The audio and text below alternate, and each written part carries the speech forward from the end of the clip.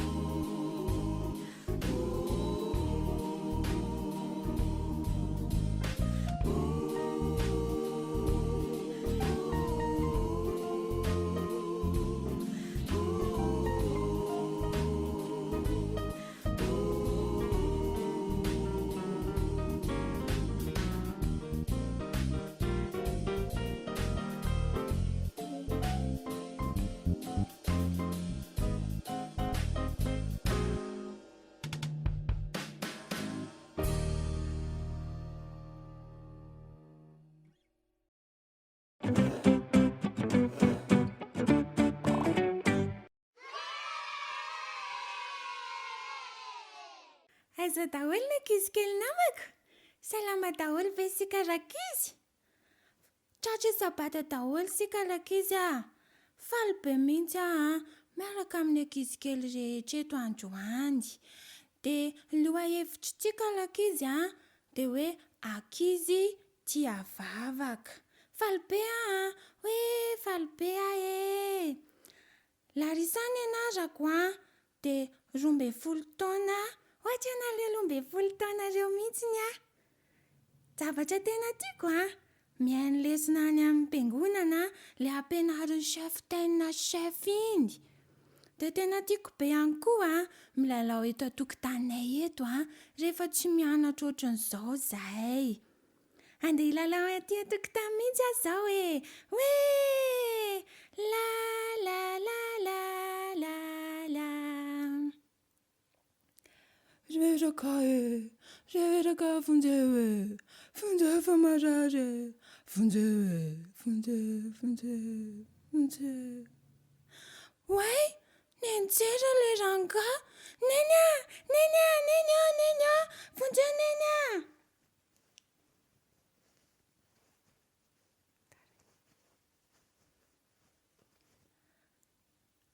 Ahoana izay anaka?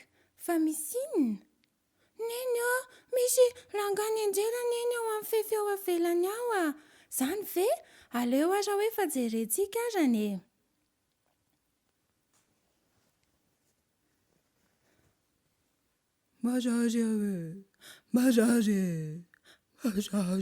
Marare.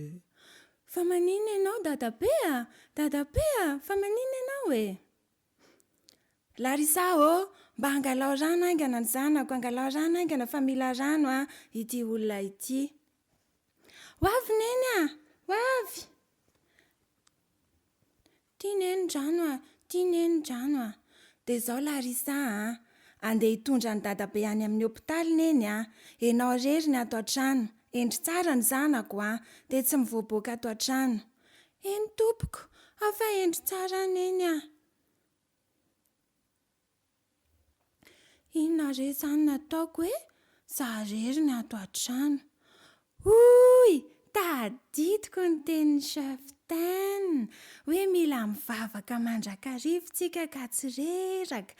Andeha hivavaka ho an'ny dadabe zany. Antoalika aloha za. Jesosy ta io Jesosy dadabe ta io izy mba tsy harary, mba tsy haninona akoriny, ary ta io izy mba ho salama tsara. Amin'ny anaran'i Jesosy, amen. Larisa aiza ny zanaka neny? Ay neny, tonga soa neny. Eny anaka, efa avy any amin'ny hopitaly neny. Nanahoana dadabery neny? Efa nanahoana izy? Misaotra an'Andriamanitra anaka fa tsy nanino ny dadabe. Ary misaotra anao zanako koa fa teo ianao nanampy azy dia salama tsara izy ary efa naterina any an-tranony. Saotra an' Jesosy neny tena faly neny faly satria nihaino ny vavaka nataoko ane Andriamanitra neny Dia izao neny manomboka androany hivavaka foana n'aiza misy ninona ataoko dia hivavaka satria tena mihaino Andriamanitra ary tena marina mihitsy neny ilay hoe mivavaka aza mitsahatra tena mihaino Andriamanitra.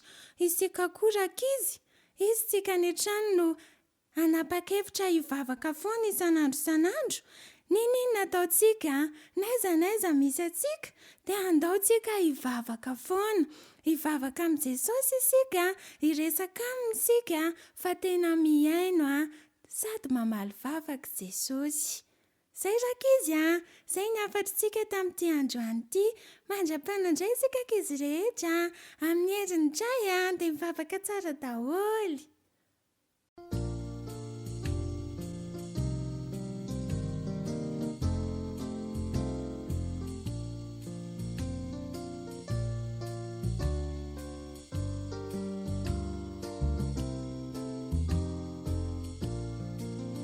Comme je vous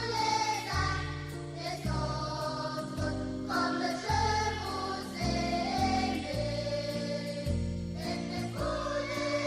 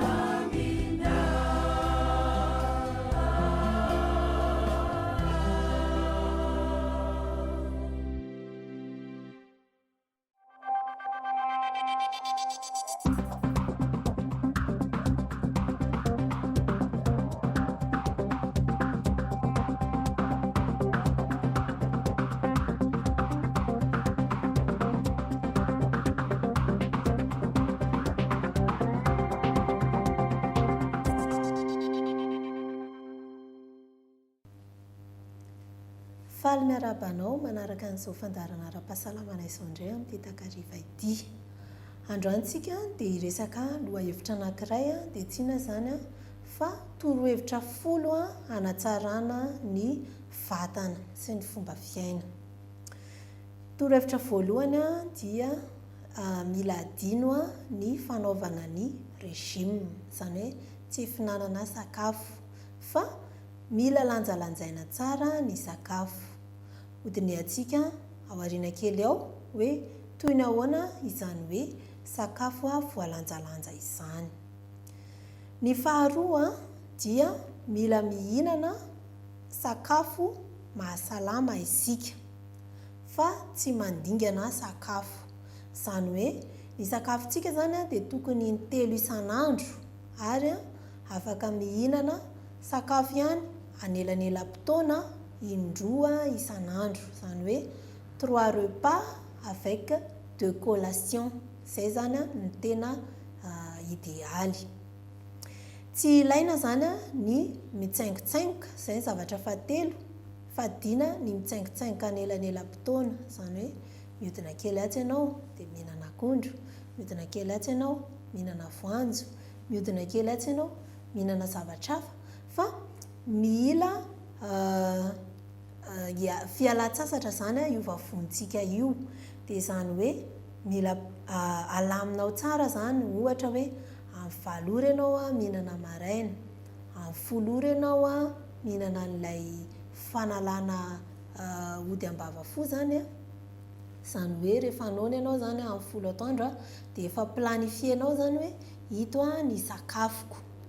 Tonga indray ny amin'ny 12 ora mahery ohatra dia mihinan-kanina ianao amin'ny ora iny, amin'ny ora mitovy zany ianao tokony hihinan-kanina, dia manao goûter indray ianao any amin'ny 3 sasany hariva any. Izany hoe tsisy fotoana zany ianao hitsaingotsaingoana fa tena sakafo mahavoky no hohaninao amin'ireo anelanelam-potoana ireo. Ary raha ohatra ianao hoe sakafo hariva zany dia asianao lera ihany koa, ohatra hoe amin'ny 7 hariva no mihinana farany. Ao aorianan'io sakafo hariva io zany dia tokony tsy sakafo intsony, izany hoe le sakafo intelo isan'andro zany tena repas principal, dia misy goûter ny anelanelany fa tsy mitsaingotsaingoka. Mila misotro rano, izay ny fahaefatra, ilaina ny rano ampy. Ny rano zany dia tokony 250 millilitres isaky ny 10 kilao, izany hoe raha olon-dehibe 80 kilao dia tokony mahalany rano 2 litatra sy tapany izy ao anatiny 420 ora. Io rano 2 litatra sy tapany io dia tsy hoe sotroina indray mandeha fa zarazaraina. Ohatra zany ianao mifoha maraina dia mahalany 2 vera amin'ny rano zany io. Tonga indray ny atoandrotandro kely zany dia misotro rano 2 vera ianao.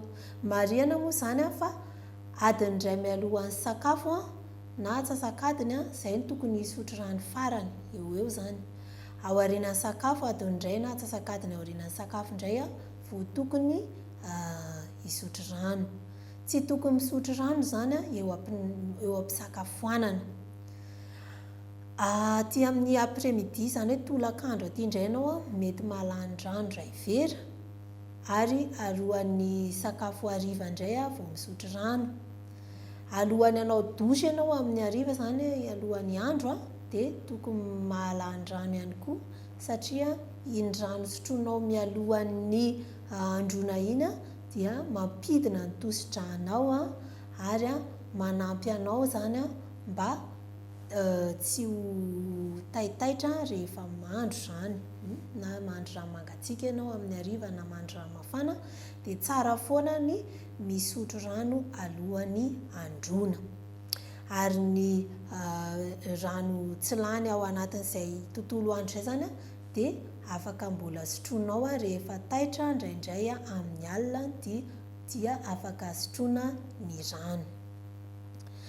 Ny torohevitra 5 hanatsarana ny toe-batana dia tsy inona fa ny activité physique, izany hoe fanatanjahantena. Ilaina ny fanatanjahantena ny fanatanjahantena tsara indrindra moa dia averina ombeniombeny fa ny dia tongotra. Ilaina mandeha tongotra 30 minitra in-telo isan-kerinandro farafahakeliny. Raha ohatra moa zany mahavita fanatanjahantena hafa ilay olona izay tiany dia tsara manao fanatanjahantena ohatra hoe ny lomano, ny musculation, tsara daholo izany rehetrarehetra izany. Na mikapaky tay arany ho an'ny olona any ambanivohitra dia efa fanatanjahantena. Izany hoe tsara izany ny fanatanjahantena fa mampirisika antsika sady mahaela velona no mahatsara ny fahasalamana ny fanatanjahantena. Ny fahaenina dia ilaina ny fivoarana, izany hoe améliorena tsikelikely izany ny fomba fiaina. Izany hoe raha ohatra izany ianao ohatra mbola tsy mpisotro rano mihitsy tamin'ny voalohany dia ampidirinao tsikelikely, tsy vitanao indray mandeha ny hoe andeha hisotro rano 2 litre sy tapany fa ataonao mandalana. Mety aloha ianao mety alany rano 2 litre dia ampitombonao tsikelikely indray izay avy eo mety alany rano 2 litre sy tapany ianao ny farany ary mety hihoatran'izay arany. Tsy tsara fotsiny izany ny misotro rano mihoatra ny 3 litatra ohatra, fa ilaina ny fisotroana rano dia atao miandalana. Amin'ny voalohany koa ianao mety tsy ho zatra tonga dia hihinana sakafo voalanjalanja fa mba hahenanao tsikelikely ny fioaran'ny sakafo, ohatra hoe ny zavamamy elanelanela-potoana, ny sakafo matavy be, ireny izany dia ahena tsikelikely. Mety tsy ho vitanao 100 isan-jato ny manaraka an'ireo torohevitra ara-pahasalamana ireo fa alefa tsikelikely. Tsy tonga izany dia hovana indray mpimasy, tonga dia hovana ny zavatra rehetrarehetra fa alefa miandalana. Torohevitra fafito dia ny fihinanana protéine isaky ny misakafo. Ny atao hoe protéine dia mizara anankiroa. Ny protéine izany dia misy avy amin'ny biby, misy avy amin'ny zavamaniry. Aprisihana isika hihinana protéine azo avy amin'ny zavamaniry. Matetika moa tsika dia mihinana ohatra hoe tsaramaso, voanjobory sy ny sisa. Ny tena tsara indrindra izany ireny rehetra ireny dia esorina ny hodiny, izany hoe ny hoditra n'ireny voamaina ireny izany dia matetika tsy tena mahatonga ny protéine végétale ho voarain'ny vatantsika fa misy nutriments, antinutriments ao anatiny. Dia izany hoe raha mihinana hoditra n'ireny zavamaniry ireny izany tsika, hoditra ny zavatra ohatra hoe ny voamaina izany dia lasa tsy tafiditra tsara ny anaty vatana ny protéine. Izany akory ny tsy andeha hovanao indray mandeha hoe tena tonga izany dia esoriko daholo ny hoditra ny voamaina, fa ezahanao tsikelikely izany izany rehetra izany. Raha ohatra moa izany ka tena tsy fahazaranao mihitsy ilay izy dia afaka tohizanao ihany ilay fomba fiaina, fa izay izany ny tsara indrindra, ny idéaly izay atoro anao izay. Ao ihany koa ny protéine animale dia tsy inona izany fa ny hena, ny trondro. Ny trondro izany dia aprisihana isika hihinana trondro in-droa isan-kerinandro farafahakeliny. Ny trondro mantsy dia ahitana ny bon gras, izany hoe rehefa arakaraka ny mampatavy ny trondro indray izany no mampatsara ny menaka entiny, manala ny cholestérol ny olona misy cholestérol ihany koa ny trondro. Ankoatran'izay rehefa mihinana akoho tsika na biby izany dia tsy dia tsara loatra mihinana hoditra akoho satria matavy indray ireny. Raha ohatra izany hena mena no hohanintsika dia tsy tsara mihinana hodiny. Torohevitra fahavalo dia mila mihinana miadana rehefa eo am-pisakafoanana. Ny ati-dohantsika mantsy dia 20 minitra izany ny faharetan'ny fieritreretany rehefa mihinan-kanina ianao. Izany hoe enregistren'ny ati-doha izany mandritra ny 20 minitra hoe mihinan-kanina ilay olona. Izany hoe eo am-pihinanana sakafo izany sika dia mila tapahana daholo ny zavatra manelingelina, ohatra hoe fijerevana télé, filalaovana telefona, fiasana sady fihinanana. Fa ny tsara zany dia mipetraka tsara eo ambony latabatra ny fianakaviana, sakafo ny eo aroso eo dia mihinana milamina, mitsako miadana mandritra ny 20 minitra. Izany rehetrarehetra izany moa dia natao mba tsy ho afaka adiny iray ianao dia noana, satria tsy voenregistren'ny atidohanao zany hoe ay izay fa nihinan-kanina ilay olona. Zavatra fahasivy tokony atao dia idina mialoha ny lakozia. Izany hoe adiny 3 alohan'ny atoriana zany dia tsy tokony hihinan-kanina intsony ilay olona. Izany hoe efa levina tsara ny sakafo dia manampy anao ahita torimaso tsara zany ny sakafo efa levina tsara. Mieritreritra zany ianao hoe ohatran'ny hoe any anaty hôtely, mikatona ny hôtely efa midy ny restaurant zany, dia tsy mihinan-kanina intsony ianao adiny 3 alohan'ny atory. Izany hoe raha ohatra zany ianao ao akaikin'ny lakozia ny toeram-patoriana dia eritreretina ohatran'ny hoe midy ny lakozia zany, idio mihitsy ny varavarana dia tsy tokony hisy olona hitsaingotsaingoka intsony zany rehefa alohan'ny atory, fa rano mafana no sotroina eo anelanelandreo. Afaka misotro rano mafana zany ianao alohan'ny atory, fa tsy mihinana sakafo intsony andeha hidina kely aloha hihinana fromage, andeha hidina kely aloha hihinana zavatra hafa na dia voankazo azany dia tsy azo hohanina intsony adiny 3 alohan'ny atory. Ary ny farany indrindra torohevitra fahafolo dia ny faharetana. Mila maharitra zany tsika raha te hanana vatana tomady. Faharetana eo amin'ny fomba fisakafoanana, faharetana eo amin'ny fanaovana fanatanjahantena, faharetana eo amin'ny fisotroana rano, fa tsy hoe ataoko dia rehefa avy eo indray avotsitrako indray ilay fahazarana tsara. Mila tazonina hatramin'ny farany zany ny fahazarana tsara efa azonao sy efa nazatranao. Mila 120 andro ny vatan'ny olombelona hanazarana zavatra vaovao, hizarana zavatra vaovao. Izany hoe raha ohatra zany ianao nanovan'izay hoe mila misotro rano matetika izay, dia rehefa tapitra ny 120 andro tena namolahanao tena hisotro rano dia lasa fahazarana ho anao ilay fomba fisotroana rano matetika.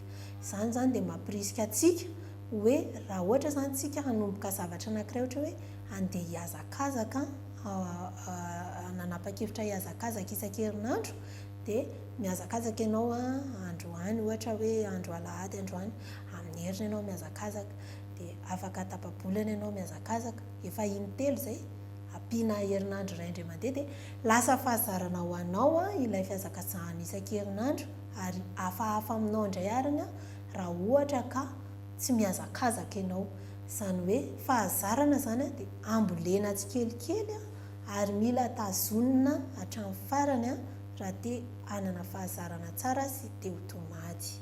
Hamarana antsika amin'ny fandaharana dia misy teny an-dalan-tsoratra masina anankiray ao amin'ny Korinthiana voalohany 10:1-30. Korinthiana voalohany 10:1-30 amin'ny aran'i Jesosy: ko amin'izany na mihinana na misotro ianareo, na inona na inona ataonareo dia ataovy voninahitra Andriamanitra izany rehetra izany. Inoko fa nitondra fahasalamana ho anao ny fandaharana androany, dia mirary soa indrindra ho anao sy ny fianakavianao. Mankasitraka indrindra tompoko nanaraka hatramin'ny farany.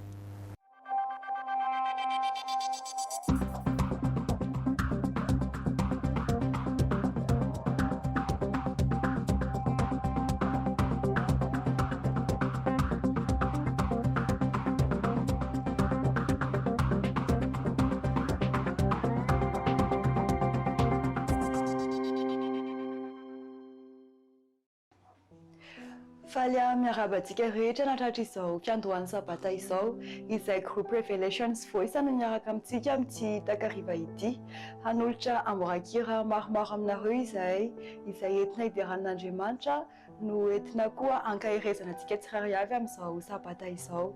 Mino izay fa hitondra soa sy fitahina ho antsika ireto hira izay entinay aminareo ireto. Ny raha voalohany ho ataonay dia mitondra ny lohateny hoe masina indrindra ka dia minofinaritra tompoko.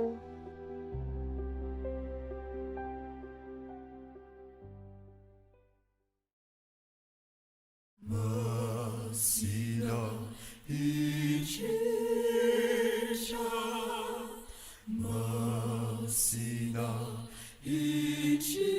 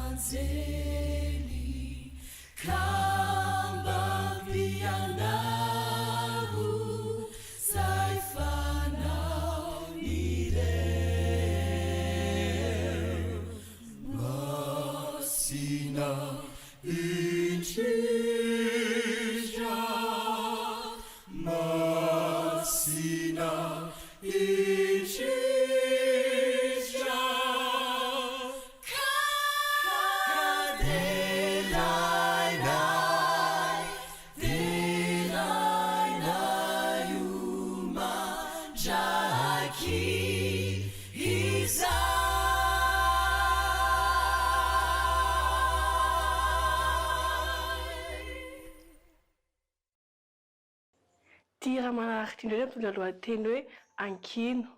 Ankino amin'ny tompo ny lalanao fa izy no mahay ny zavatra rehetra. Saintsy ary ny tononkira e.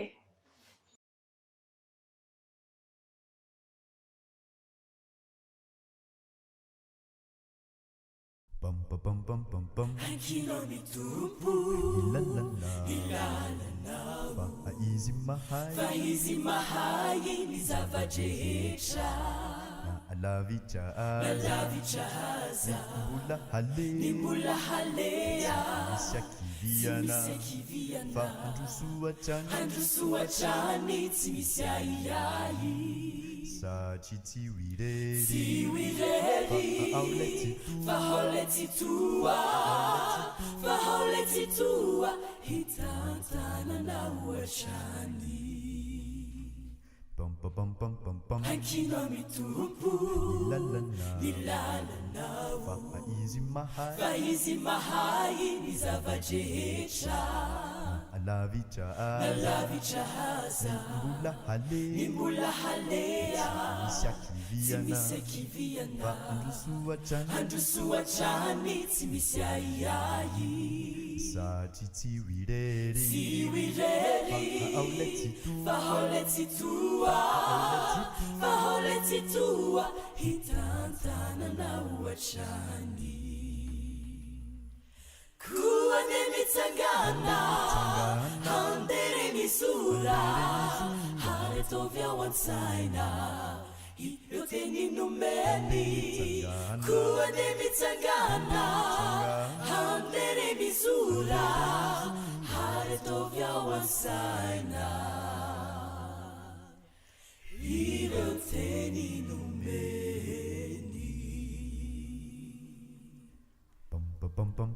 Niankasony tahany sy manan-kery, lefazonao lay antoka tsara, noviana nahaizana aiza Ufanantenana Tsiki ni ufiainanao Kua de mitsangana Handere mizura Haretovia wansaina Hitoteni numeni Kua de mitsangana Handere mizura Haretovia wansaina Hitoteni numeni Pam pam pam pam Nekasunitahani Simanakeri Ifazuna Ifazuna Layantukatsara Novina novihana Nahaiza Ufanantenana Tsiki ni ufiainanao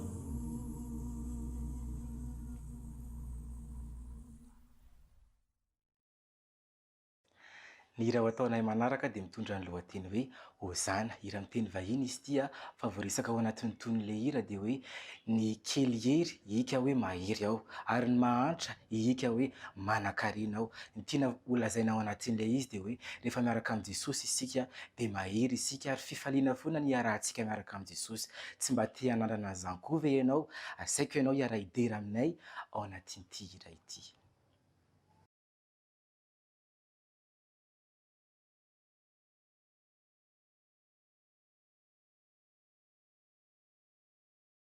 Let the weak say I am strong. Let the poor say I am weak. Let the blind say I can see. It was the Lord has done in me. Let the weak say I am strong. Let the poor say I am rich. Let the blind say I can see. It was the Lord has done in me.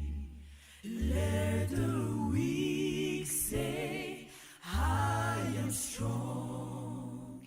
Let the poor say I am rich. Let the blind say I can see. It was the Lord has done in me.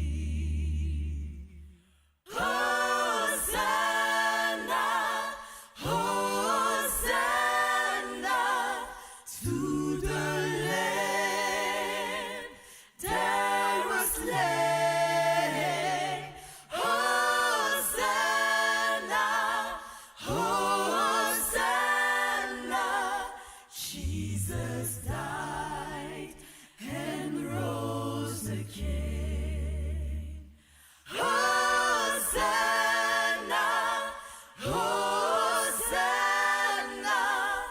to the Lamb that was slain. Hosanna, Hosanna, Jesus died and rose again.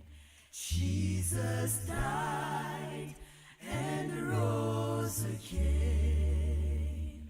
Jesus died and rose again. Jesus died and rose again. Jesus died and rose again.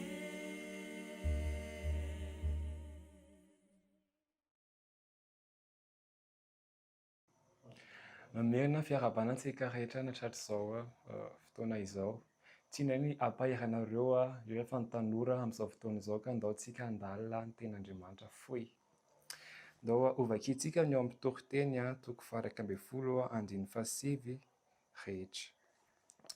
Mifaliry zatovy dia mbola tanora ianao, ary aoka ny fonao hampifalifaly ianao amin'ny andro fahatanoranao, ka mandehana any amin'izay sitraky ny fonao sy izay jereny masonao, nefa aoka ho fantatrao fa ho entin'Andriamanitra ho tsarany ianao amin'izay rehetra amin'izany rehetra izany. Hitantsika eto fa tena sitrapon'ny tompontsika ny hifalifalintsika zatovy, tena hoe mankafy fiainana mihitsy zany tsika. Fa mankafy fiainana manahoana moa ilay izy io? Mankafy fiainana amin'ny fiainana miaraka amin'Andriamanitra, amin'ny fiainana kristiana, zany hoe falifaly zany ianao eo amin'ny fanaovana zavatra tsara. Tena mahafinaritra be ny tompontsika satria tiantsika ho falifaly sy hanana fahasambarana be dia be mihitsiny.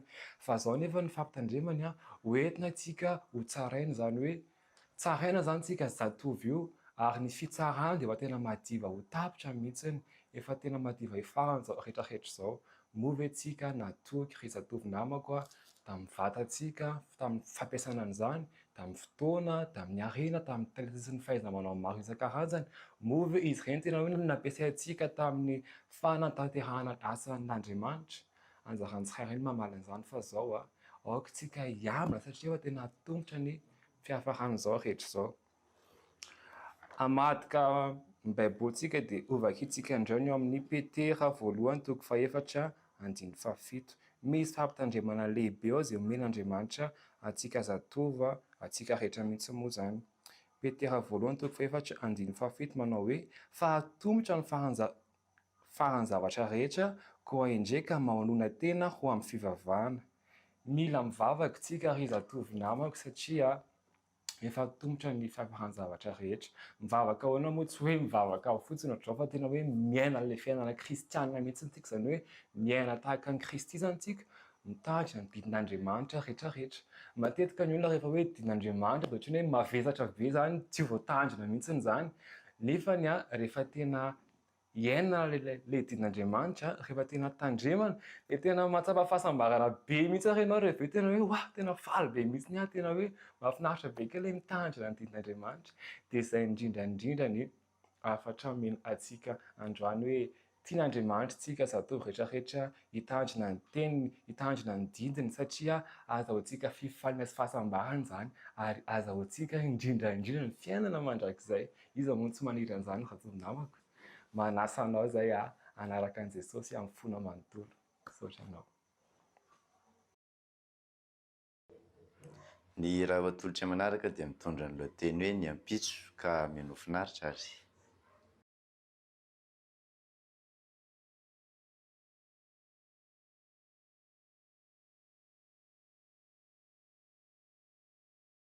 Ny ampitso ianao ka fantaro ho rivele toana, ry mpanjeny andro lava ka tsy mety miova fo, sy mba vonina kony hitsena lay mpamono tsy toa, ka ho tratry ny fitsarana dia ho ventory.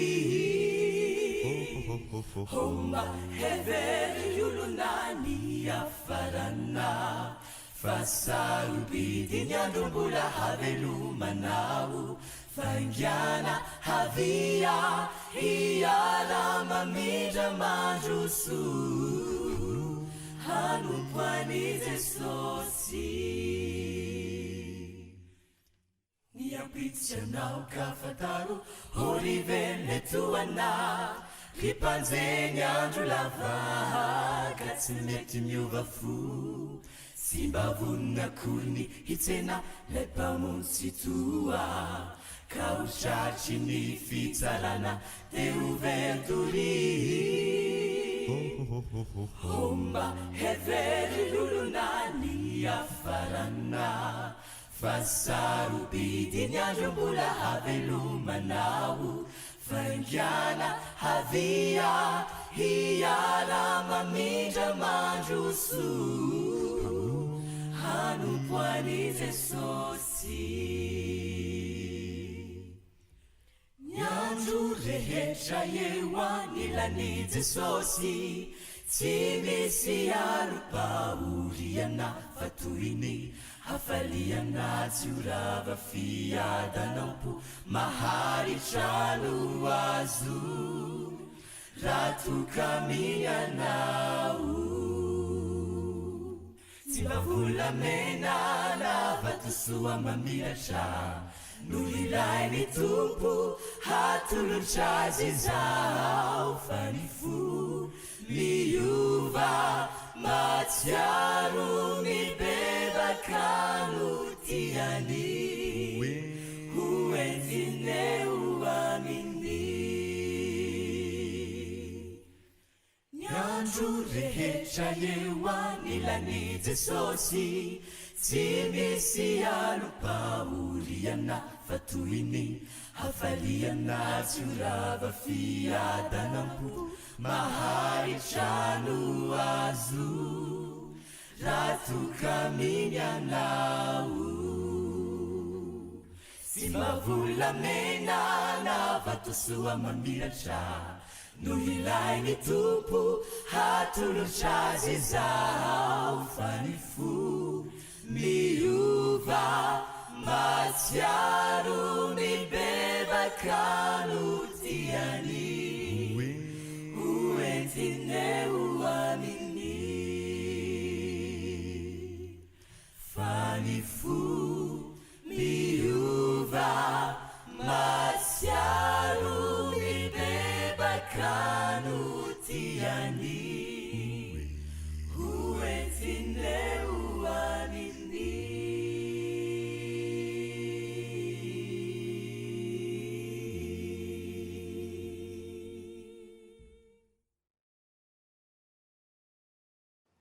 tira ho atolotra manaraka ity indray dia mitondra lohateny hoe Dreaming City. Ao anatin'ny tira ity izay dia hitondra anareo isaintsaina n'izany Jerosalema vaovao izany. Lazaina anatin'ny tira ity fa any amin'izany Jerosalema vaovao izany dia tsy izy intsony ny tomany ny zavatra rehetrarehetra izay mety hoe mampalahelo antsika sy mahakivy antsika ety amin'ity tany ity dia tena ho foana rehefa tonga any amin'izany Jerosalema vaovao izany isika. Dia hoentinay hanonofy an'izany Jerosalema vaovao izany ianareo rehetra anatin'ny tira ity, kanefa aoka mba tsy ho nofy ihany izany fa mba tena hanao izay azontsika ataontsika mba hahatongavantsika any amin'izany tanjona lehibe izany dia ny hoe ho any amin'ny Jerosalema vaovao dia mihaino finaritra tompoko.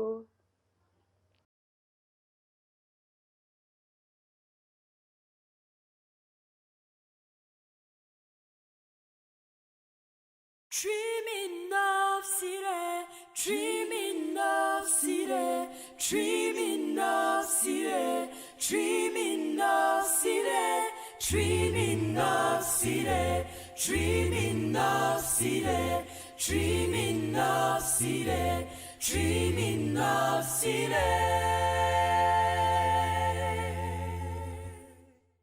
I've been dreaming of a city far beyond the sky, where the suffering's over. Get my wings and fly. When Jesus says it's over, oh, what joy that will be.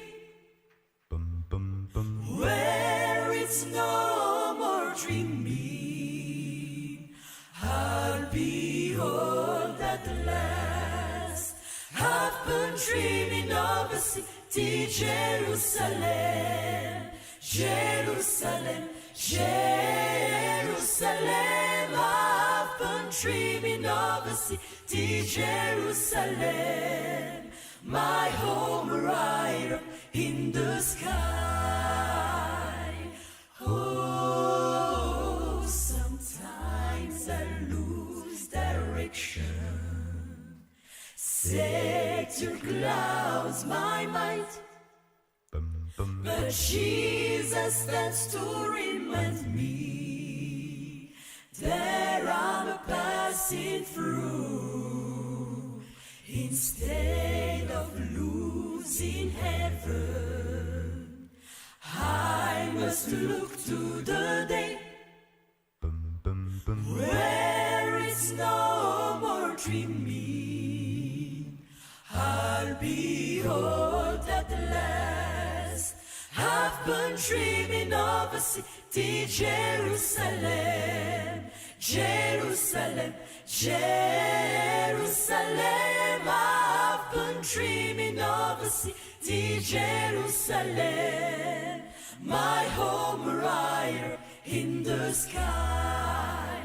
I've been dreaming of a city, Jerusalem, Jerusalem, Jerusalem. I've been dreaming of a city, Jerusalem, my home right in the sky. All of my troubles will be over this time. A little while to go. I shall see me face in the sky, home right in the sky.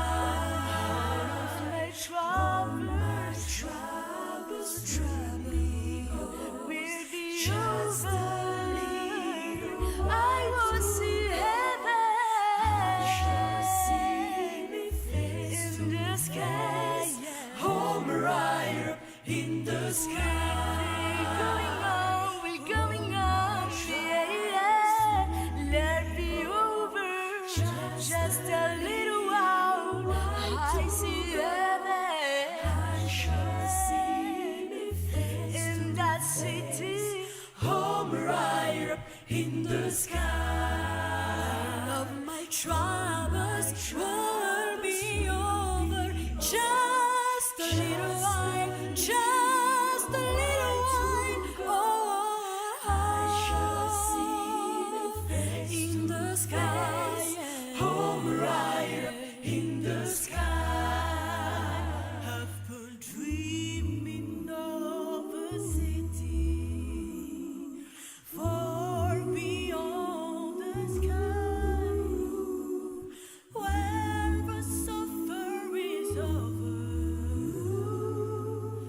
I'll be on the land. I've been dreaming of a city, Jerusalem, Jerusalem, Jerusalem. I've been dreaming of a city, Jerusalem, my home right in the sky,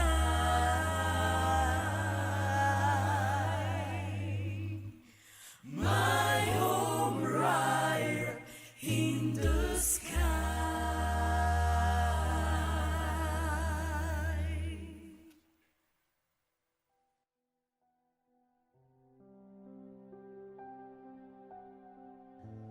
Misy mananteny izahay fa nitondra hery sy faliana ho anareo ny amboarakira izay natolotra teo dia mirary sabata mahafinaritra ao antsika rehetra.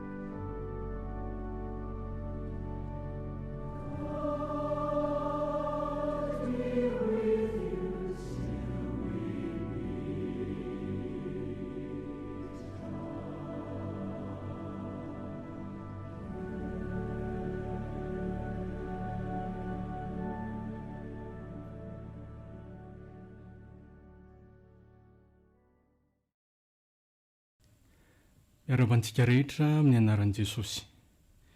Mampitomboina amintsika ihany koa ny fahasoavany. Ny olona tadiavan'Andriamanitra amin'izao vanandro misy antsika izao a dia lehilahy sy vehivavy tsy azo amidy ary tsy azo vidim-bola. Olona mahatoky tahaka ny fanjaitra ny tondro avaratra. Olona mahasamanonona fahotana amin'ny tena anarany ary manapotsitra izany amin'ny masom-bavahany. Olona sahy joro amin'ny rarina sy ny famarinana na dia koa azan'ny lanitra. Izay fehezan-tenin'ny mpanoratra malaza anankiray izay no voaboasantsika ny alalan'ny torohevitry ny Baiboly fa mialohan'izay dia hiaraka hivavaka isika tompoko.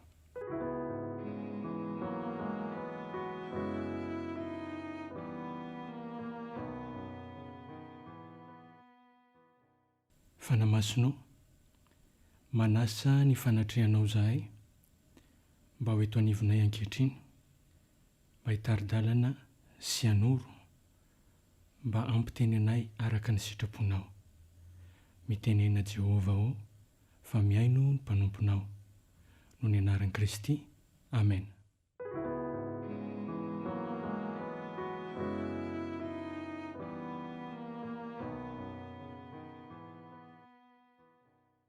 Ny tantara ao amin'ny mpanjaka voalohany 120 no ampifandrofitsika amin'ilay andalan-teny voalaza teo tsy ampiandohana teo. Ny namononana bota sy ny nahazo ny ahaba ny tanim-boalobony ary ny loza voalaza fa anjo any ahaba. Ary rehefa afaka izany zavatra izany, nabota'i Israelita nanana tanim-boaloboka tao Jezrela takaiky ny lapany Ahaba, mpanjakan'ny Samaria.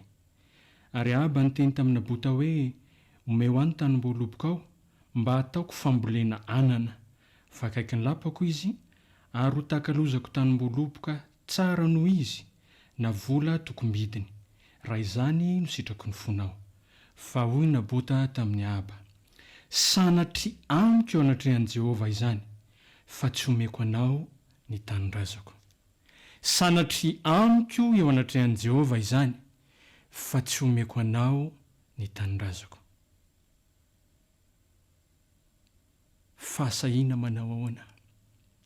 Teny entitra manao ahoana no navaliny nabota any Ahaba, izay mpanjaka naniry hanana ny tanim-boalobony ho atao iny izy teo? Ho atao fambolena anana. Nandà i nabota. Rehefa nandà izy dia inona no nitranga?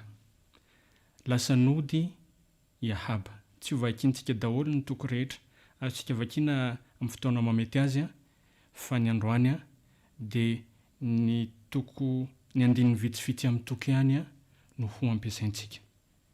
Lasa nody tamin'ny alahelo i Ahaba. Ary rehefa tonga tany an-tranony izy, dia ho Jezebela vadiny taminy, moa ianao tokoa va ny mpanjaka amin'ny Israely zao, merena mihinana hanina, ary aoko ravoravo ny fonao. Izao anomenao ny tanim-boaloboko nabota Jezreelita. Ary Jezebela dia nanoratra taratasy tamin'ny anarany Ahaba ka notombony tamin'ny fanomboka-sianandriana, ary ny taratasy dia nampitondraina any amin'ny loha olona sy ny manan-kaja tao an-tanànany. Dia ireo izay niara nitoetra tamin'ny nabota. Ary izao no soratany tao amin'ny taratasy: miantso andro fifadikanina ary apetrao anatrehan'ny olona nabota, dia anangano roalahy izay tena ratsy fanahy eo anatrehany iampangazo hoe efa niteny ratsy ny anaran'Andriamanitra sy mpanjaka ianao, dia ento mivoaka izy ka toray vato ho faty. Ny andininy 7 ka hatramin'ny 10 ny novakitsika manaraka teo. Nanana tany tao Jezrela nabota Jezreelita. Naniry hanana ny taniny i Ahaba mpanjaka, dia niteneniny hoe omeo any tanim-boaloboko ao ataoko fambolena anana, fa omeko anao ny tany mitovy vidy aminy amin'ny toerana hafa, na amidinao amiko amin'izay tianao vidiny. Nandà i nabota. Nody tamin'ny alahelo i Ahaba, ary rehefa tonga tany an-trano izy dia tsy nahinan-kanina, ary le novakitsika teo no tenin'ny vadiny. Iantso andro fifadikanina dia iantso olona faran'izay ratsy fanahy hanendrikendrika anina bota ho miteniny ratsy ny mpanjaka sy ho miteniny ratsy an'Andriamanitra. Dia iampita ao amin'ny andininy manaraka ao tsika ny andininy 17. Ny andininy 17 dia izao mivaky ny teny amin'ny anaran'i Kristy. Natao zany izao le andro fifadikanana ho an'ny andro fifadikanana. Efa eo zany izao le olona nantsoina iampanga, izay olona tena ratsy fanahy. Ny andininy 17. Ary niditra ilay roalahy tena ratsy fanahy ka nipetraka teo anatrehany, dia ny ampangany nabota teo anatrehany olona ireo ka nanao hoe niteny ratsy an'Andriamanitra sy ny mpanjaka inabota. Ary nentiny olona nivoaka teny ivelan'ny tanàna nabota ka nitorahana vato ka maty. Dia naniraka tany amin'ny Jezebely izy ireo ka nanao hoe efa nitoraham-bato inabota ka maty. Ary rehefa reny Jezebely fa voatora-bato nabota ka maty, dia hoy izy tamin'ny Ahaba, mitsangana ka alao anao ny tanim-boaloboky nabota Jezreelita izay tsy fono namidy taminao, fa tsy velona intsony nabota fa efa maty. Ary rehefa reny Ahaba fa efa maty nabota, dia niainga izy ka nidina nakany tanim-boaloboky nabota Jezreelita mba haka ny tany ho azy. Fitiavatena manao ahoana re? No nampiasany Ahaba mba hamonoana any nabota ahazahoana ny tanim-boaloboka izay tanin-drazany. Anatsoantsika lesona daholo ny tantara avy ao. Fa ho toizantsika ny vaky teny eo amin'ny andininy 17.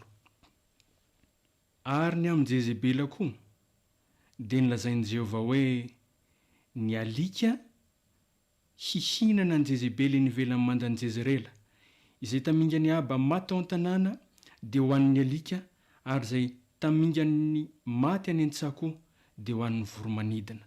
Fa naninona no nisy izay toe-javatra izay? Ry havana malala, ry havana malala, tsy mamela ny olona marina sy mahitsy ho fatifaty foan'Andriamanitra. Ry havana malala, tsy mamela ny olona ratsy fanahy ho afakafaka amin'izao Andriamanitra. Ny andininy 17. Ny nahatonga ny fahafatesan'ny Jezebela sy Ahaba vadiny dia nisy fidirana an-tsehatra nataon'Andriamanitra. Ny andininy 17. Mpanjaka voalohany 2:20. Ary ny tenin'i Jehovah tonga tamin'ny Elitisibita ka nanao hoe miaingaka midina eo amin'ny Ahaba mpanjakan'i Israely izay ao Samaria, indro ao amin'ny tany voaloboky nabota izy, ka lasa nankao izy mba haka ny tany ho azy.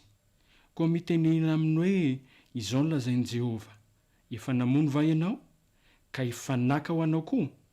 Ary ianao dia miteny aminy hoe izao no lazain'i Jehovah, ao amin'ny tany izay nilalafan'ny alika ny ranona bota no ilelafan'ny alika ny ranao, dia ny ranao tokoa. Ry havana malala, izy tena malagasy hoe soa atao le venam-bola fa ny ratsy atao loza miantona. Tamin'ity ratsy nataon'ny Ahaba ity dia tsy nanaiky Jehovah. Tsy manaiky ny fahafatesan'ny olona tsara fanahy amin'izao fotsiny Andriamanitra. Ary ampahirizana antsika ny mba hitondrantsika tena mahitsy, hitondrantsika tena marina eo anatrehan'Andriamanitra, mba tsy hiara-ny fahatezeran'i Jehovah, mba tsy hisian'ny fidirana an-tsehan'Andriamanitra hitsara tahaka nataony tamin'ny Ahaba noho ny nataony tamin'ny Nabota.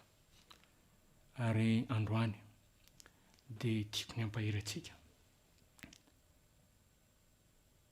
fa na inona ataontsika ry havana malala dia manaraka antsika eny foana ny vokatry ny natao. Maty Nabota, eny. Maty noho ny tsirariny, eny. Maty noho ny fanendrikendrehana, eny. Fa nijoro kosa izy, fa tsy hivarotra ny tanyrazany izay anjara lovany tao Jezerela. Nanaovana tsikombakomba ny nafatesany, endrikendrika no nahafaty azy. Mety nolalovanao, mety nolalovan'ny olo-pantatrao ny toe-javatra tahaka an'izany. Fa na maty azy ianao noho ny famarinana ry havana malala, dia Andriamanitra handray an-tanana ny mombanao, hamaly ny amin'ny rariny izay natao anao. Nampanantena Jehova naniraka ny Elia ampafantatra ny Ahaba ny anjo azy sy ny anjo an'i Jezebela. Fa andao nievaka itsika ny fahatanterahany tenin'i Jehova zany ao amin'ny Mpanjaka voalohany toko 2:20. Mpanjaka voalohany toko 2:20, 7:70. Izao mivaky ny teny amin'ny anaran'i Kristy. Dia maty ny mpanjaka ka nentina tany Samaria izy dia nalevina tao. Ary noho nosasana teo amparian'i Samaria ny kalesiny, dia avy ny alika ny lelaka ny rany, raha nandro teo ny vehivavy janga araka ny tenin'i Jehova. Ary ny tantarany Abasisa mba amin'izay rehetra nataony sy ny trano ivory izay nataony ary ny tanàna rehetra izay naoriny tsy efa voasoratra tao amin'ny bokin'ny tantaran'ny mpanjakan'i Israely va izany. Ary Ahaba lasa nodimandry tany amin'ny razany, ary azy zanany no nanjaka nandipy azy. Mity antoandro ty, raha averina amintsika ny tantara izay voasoratra manomboka ary amin'ny toko 1:20 dia ny joro tsy azo hozongozonina tamin'ny fanapahan-keviny i Nabota. Ary ianao izay miaino, ianao izay mijery ankehitriny, inona no zavatra tokony hijoronao tsy ho azo hozongozonina eo amin'ny fiainanao? Mety hisy olona loza be, mety hisy olona mpanendrikendrika, hikonokonina, hijoro vavolombelona ho an'ny fanameloana anao no ny fahitsianao. Eny, tsy maninona izany, fa Andriamanitra no hiady ho an'ny olona mahitsy sy marina. Araka ny vaky teny teo dia voasoratra ny tantarany Aba. Ny mainontsika teto ny tantarany Aba sy ny hafarany no lelafiny alika teo amin'ny toerana ny lelafiny alika na ranony Nabota ny rany. Ary ianao izay miaino ankehitriny, ianao izay mijery ankehitriny, inona no tantara ho soratanao anao?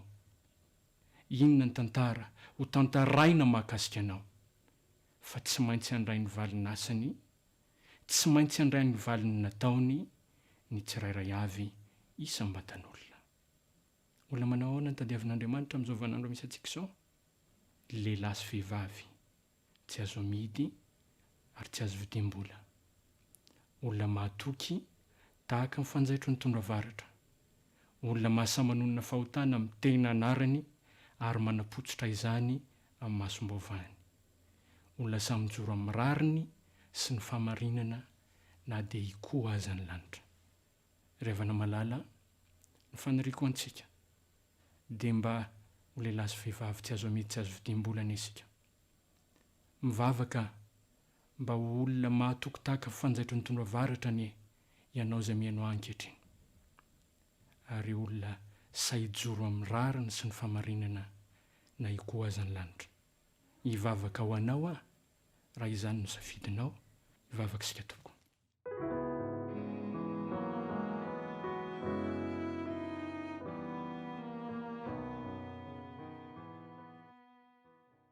Ray malalo, mba ho tehirizinao aty anatinay eny teny, ka izanay misafidy, safidy tsara, hijoronay amin'ny rariny sy ny famarinana. Raha ho soratana ny anaranay, raha hosoratana ny tantaranay. Sitraka indrindra Andriamanitro mba hosoratana amin'ny boky ny fiainana. Ampanaraviro anay ny toetra ratsy, ampanaraviro anay ny fitaoman-dratsy tahaka ny nahazo an'i Jezebela sy Ahaba. Fa tahio kosa izay Andriamanitro ahatoky tahaka ny Nabota. Ka na hiatra amin'ny fahafatesana aza dia ahatoky amin'ny fanarananao izay Andriamanitro. Ampio izay fanamasina mba hahatonga izany fahitsiana sy famarinana, fijoroana mirarina izany ho tena zava-misy eo amin'ny fiainanay. No ny anaran'i Kristy no anonanay ny vavaka. Amen.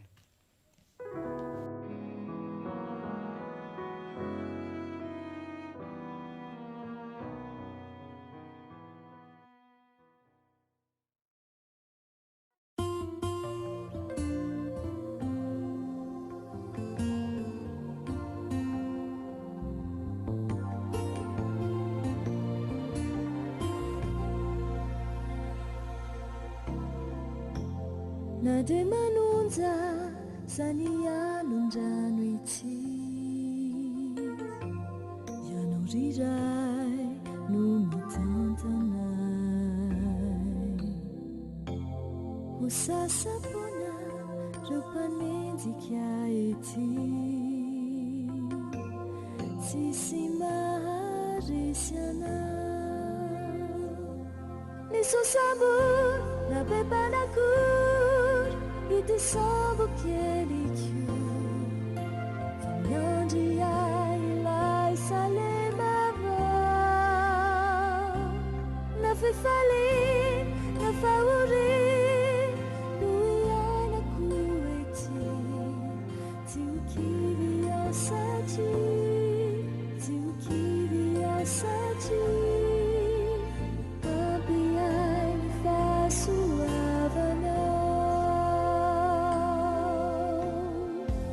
Tsy izaho irery no miaina toy izany, fiainako mety mitoany. Tsarovy anefa fa Jesosy tsy mandao, itsika ao amponao ao. Nisosabo na bebanakory ity sambo keliko, miandry ahy ilay salemava,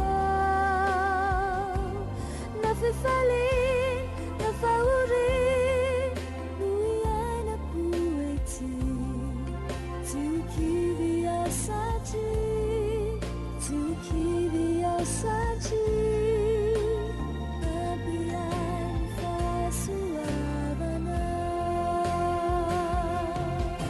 Vonina ve ianao ndray azy izaho, ay ho toy tsy mpamonjanao. Nisosabo na bebanakory ity sambo keliko, miandry ahy ilay salemava, na fifaliana na fahoriana no iainako ety, tsy ho kivy aho satria, tsy ho kivy aho satria